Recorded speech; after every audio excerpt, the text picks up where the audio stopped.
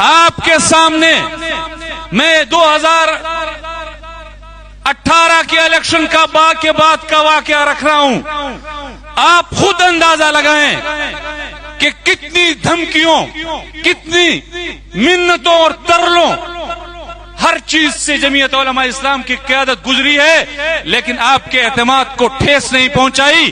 مجھے یاد ہے جب ہم آزادی مارچ کراچی سے لے کر نکلے تھے اور ہم رات کو لاڑکانہ میں ٹھہرے تھے.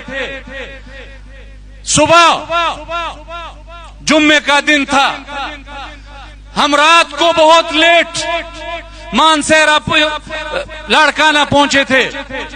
صبح کی نماز پڑھ کر ہم سوئے تھے. صبح تقریباً 11 بجے علامہ راشد محمود سومرو صاحب میرے پاس آئے اور مجھے کہا کہ میں تو نیند نہیں کر سکا. میں نے کہا کیا ہوا؟ کہا کہ صبح 10 بجے سے جنرل فیض ٹیلیفونوں پر ٹیلیفونیں کر رہا ہے اور کہتا ہے کہ خدا کے لیے میری مولانا صاحب سے بات کراؤ. تو راشد صاحب نے ان کو کہا کہ مولانا صاحب تو سوئے ہوئے ہیں اور ہم ان کو، وہ تو صبح کی نماز کے بعد سوئے ہیں، ہم تو جمعے کی نماز سے پہلے ان کو اٹھا نہیں سکتے. آپ یقین کریں جب ہم نے مولانا صاحب کو جمعے کی نماز کے لیے اٹھایا کہ وہ تیار ہوں جمعے کے لیے، تو ہم نے ساتھ میں یہ بتایا کہ جی 10 کالیں آ چکی ہیں جنرل فیض کی. اس وقت ISI کے سربراہ تھے. مولانا صاحب نے کے ہاتھ کا اشارہ بھی مجھے یاد ہے، اس طرح کی یوں اور